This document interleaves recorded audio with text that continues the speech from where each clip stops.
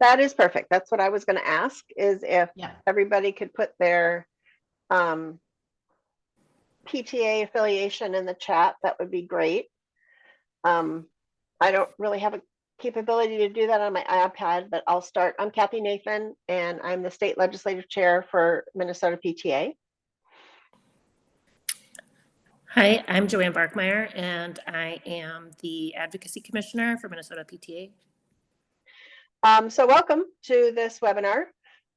We're focusing on the Minnesota PTA advocacy and our 2025 legislative and policy agenda, both at the state and the local and the federal level.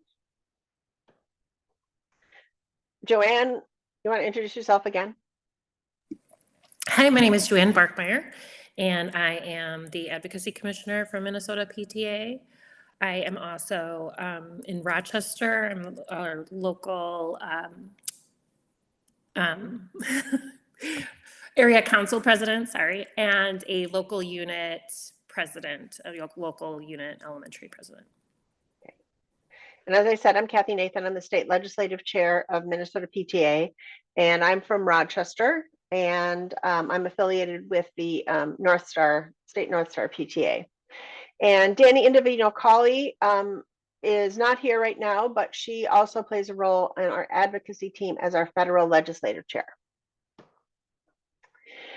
So it's always good to remind people about what is true about national and Minnesota PTA and advocacy, and that is our mission statement of every child and one voice.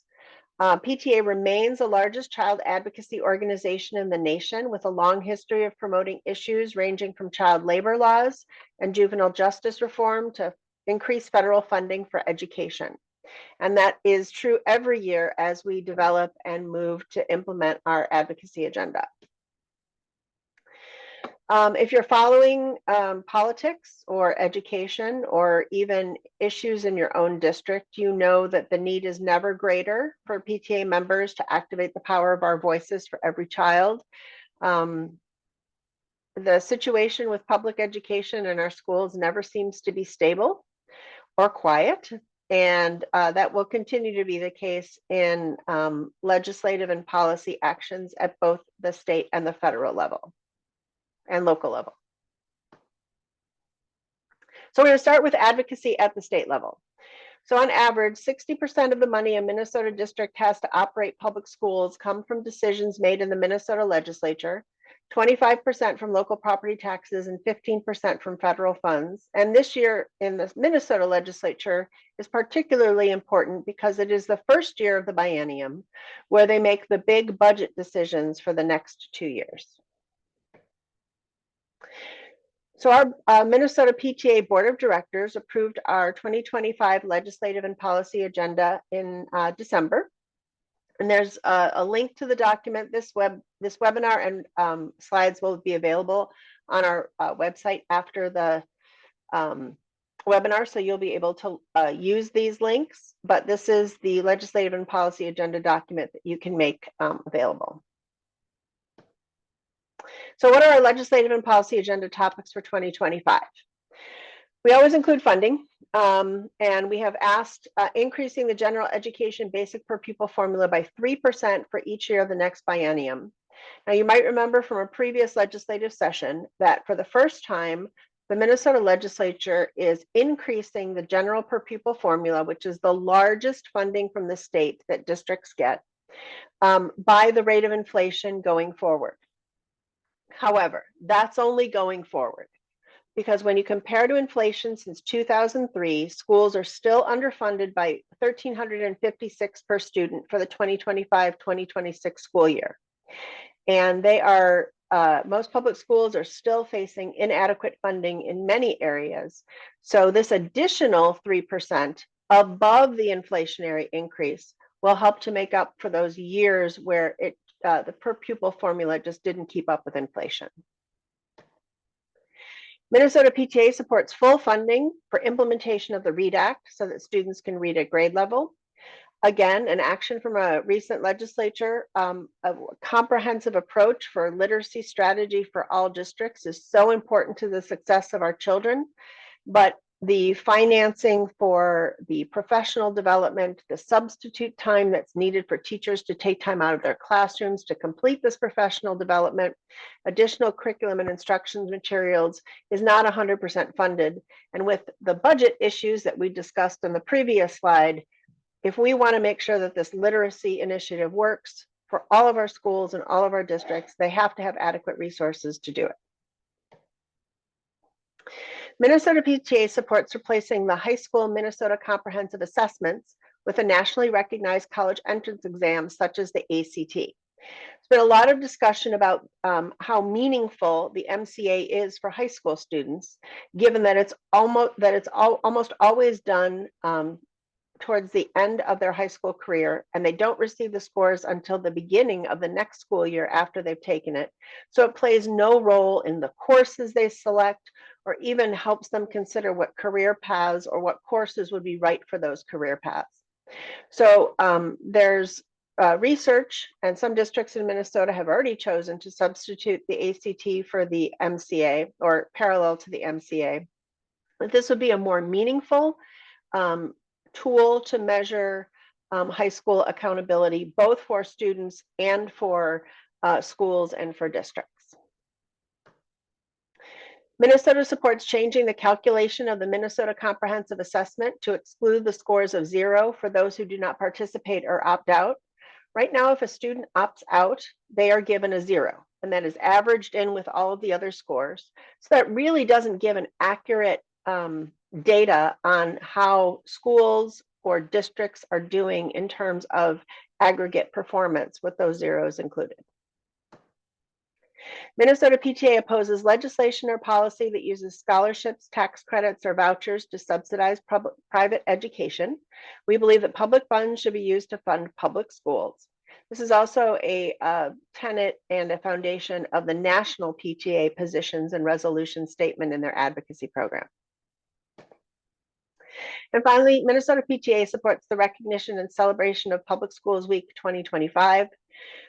We have applied for a governor's proclamation, as we do every year, to have a statewide recognition of Public Schools Week and partner with a number of other education advocacy organizations to share the message of how important inclusive, safe, and high quality public schools are for all students.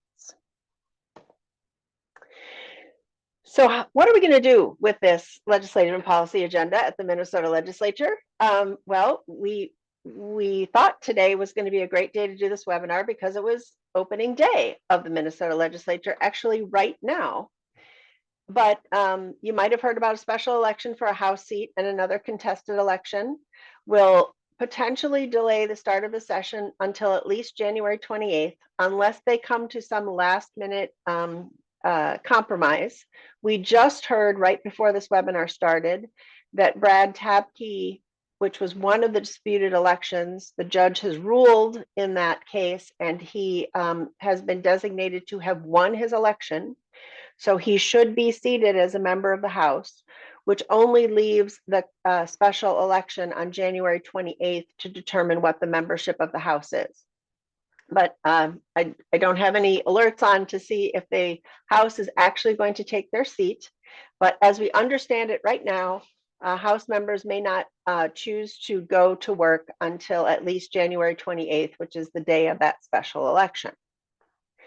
So what does that mean for PTAs in the meantime? Well, in addition to learning about the legislative and policy agenda, which you're doing today, House members have mentioned that they may have available time in the next few weeks to meet with constituents, and PTAs can take advantage of this opportunity. You can contact your House member to schedule a meeting with PTA members in your local unit. You could share the PTA legislative and policy agenda from the Minnesota PTA or any legislative priorities that your school district might have. You can invite your House member to an evening PTA event, or if you happen to have one scheduled in the next few weeks. Or you could ask your principal, your district administration, if there's a school program or that they would like to highlight by having a local legislator visit. It's really rare to have the legislators available while the kids are in school, while they're in session. So you can reach out to your House member using this resource. So you can find out, if you don't know, who represents your House district here. And if you click on the representative's name, the legislative assistant's contact information will be there. And that's who you would contact for scheduling a visit to your PTA or to your school. So once everybody's back to work and in session, each of the bills will have a House version and a Senate version that may have the same or similar language. They'll go through their policy and finance committees in the House and Senate. And at the end of a committee hearing, a bill may be laid over for inclusion in an omnibus bill or approved by the committee and sent directly to the floor. The bills have to be approved by both the House and Senate, and the governor signs it in order to be signed into law. So what we will do with our legislative and policy agenda is follow bill introductions and committee hearings and floor votes that are related to our priorities. Towards the end of the session, the House and Senate may create separate education omnibus bills, which pull in all of the education bills into a single bill. So we may not see action on a lot of our legislative and policy agenda items till the end of the session through these omnibus bills. And then following the omnibus bills passing the House and Senate, there are usually conference committees to negotiate and find out what the agreements are. And once the compromise happens, it goes to the governor for his signature. Now, all of this activity technically has to be done by May 19th. If it's not, it could adjourn sine die, which means without any action having been taken, or the governor could call a special session to extend the legislative time. Hopefully we won't get to that point. So we're tracking the bills to the committees that contain our priorities. We will provide written or in-person testimony or sign on to letters of support with other education advocacy organizations. And if bills come to the House or Senate floor, we have been using our Voter Voice app to activate our members to contact our legislators to support the bills. And when the bills related to our advocacy agenda are introduced, we're going to have a space on our Minnesota PTA website to track which bills are related to our priorities. So what can you do to activate your PTA voice at the Minnesota Legislature? This QR code leads you to a registration for our Voter Voice app. It makes it super easy to contact your Minnesota representative and senator and ask them to vote for bills supported by the Minnesota PTA. And we also might have broadcasts of information about upcoming committee hearings or letters that we're submitting, just to keep you informed as opposed to act for action. So it's an informational opportunity, and it's also an opportunity to take action at the right time. And what's great is that based on your address, Voter Voice connects you directly with your state legislator. So you don't have to figure out who to send something to. All you need to do is put in your address, register one time, and it'll automatically have that information for every advocacy campaign. It's really important. We always hear every year about how much legislators want to hear from parents on educational issues. So if you are interested in providing written testimony or testifying in person at committee hearings or meeting with your senator or representatives, if you have a story to share that support any of the items on our agenda, please contact us at our advocacy@mnpta email, and we will get in touch with you. And I'm going to pass it on to Joanne for advocacy in our school district. Hi. Okay. So for advocacy in our school district, we have some important decisions coming your way in your school district. We're advocating for legislative priorities in Minnesota Legislature, which Kathy just talked a little bit about, and 25 to 26 budget approval, which may or may not budget reductions and cuts to programs, classes, teachers, and staff. And your district should also have their own legislative priorities at the district level, the implementation of the READ Act requirements, and the school board elections and/or operating capital or bond referendum. We've created a tool. How can your PTA have a stronger voice in these important decisions that will affect every child's education? Well, we've created a tool, the 2025 Great Minnesota PTA Advocacy Hunt. This is Minnesota PTA. We're hosting a series of online hunts to help your local unit uncover important information, resources, and opportunities to elevate your PTA voice in important advocacy issues. So basically, we have Google Forms that will guide your members through tools and resources at the district level, like your district's legislative priorities, how to get in touch with their school board contacts, the budget process, using tools like the voter voice. And it's really just giving them a way to navigate and find the information that they need and to get them more comfortable talking about advocacy and walking them through that process. So it can always be found, our entire hunt can be found on the Minnesota PTA website under the advocacy tab. You have to hit the advocacy tab at the top, and challenge 1 has begun. And if you'd like to try challenge 1, you can. There's a Google form there, and challenge 1 is how to find your school board representatives, how to get in contact with them, and kind of walking you through when they'd have meetings. And so that's there. And this is something that you can share during your meeting time. We encourage every PTA unit to have an advocacy connection time scheduled on their agenda, where you can talk about these different challenges. You can talk about the Minnesota legislative priorities or your district priorities. You can also encourage members at this time to sign up for voter voice. So just really a time to, as a membership, focus on that advocacy piece, since we are a child advocacy organization. So here are some topics. So how to contact your school board members, that would be on that first challenge. Where to find your school board agendas and minutes, how to make public comments, learn about and support your district's legislative agenda, learn about your current school district budget, tracking your 25-26 budget development and provide input. Like we talked about, a lot of cuts and changes might be happening, and it's our duty and responsibility as the parent organization to keep our parents informed of these important decisions that are coming up, and to learn about the implementation of the READ Act in your district and how parents and families can provide input. There is a family engagement piece requirement from the state of Minnesota, from MDE, for READ Act, and so find out how your district is including families in the READ Act implementation.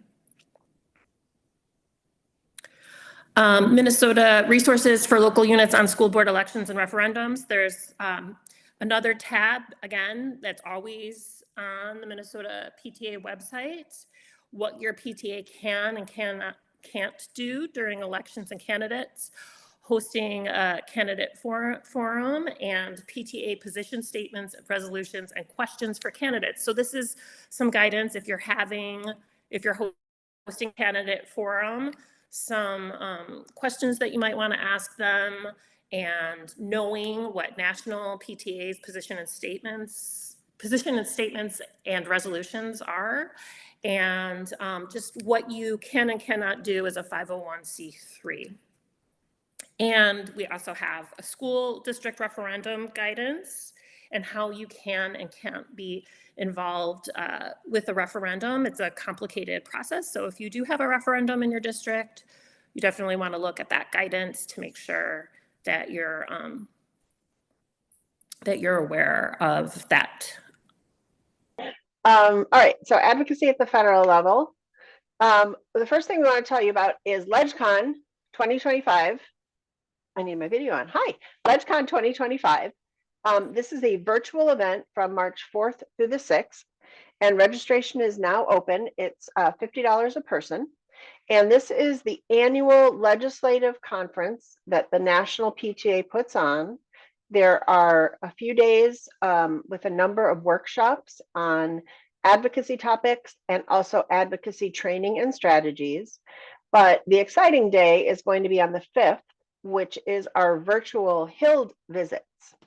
So you'll be able to network with fellow PTA advocates, get an update on emerging education and school safety policy issues, hear from congressional advocacy champions and national advocacy partners, learn how to make an impact on federal decisions. And then on that Hill visit day, our advocacy team will set up meetings with members of Congress and their staff. Hopefully we'll get some members of Congress on some of the virtual calls, but usually it's with their legislative staff to talk about the national PTA federal legislative priorities. And you can do it from the comfort of your own home by joining us on these virtual meetings. So if you want to really, get your feet wet and get started on advocacy issues, this is really a great way to really begin. Some of the federal legislative priorities that we're focused on that come from national PTA are school mental health services, school safety, substance use prevention, fully funding public schools, and more. And as part of the preparatory materials for LegCon, as well as the training you get in LegCon, you will hear and get information in depth about the specific public policy priority areas that they would like us to talk to our legislators and their legislative staffs about, even to the level of specific bills that we're hoping that they will either sign on to as supporters or consider voting for. So what we call advocacy in Minnesota PTA and national PTA is supporting and speaking up for children in schools and in communities, before government bodies, and to other organizations that make decisions affecting children. Every child needs your voice. The Minnesota National PTA believe that every child can be benefited with the one voice of PTA, and we thank you for coming today to learn about advocacy and are happy to take any questions.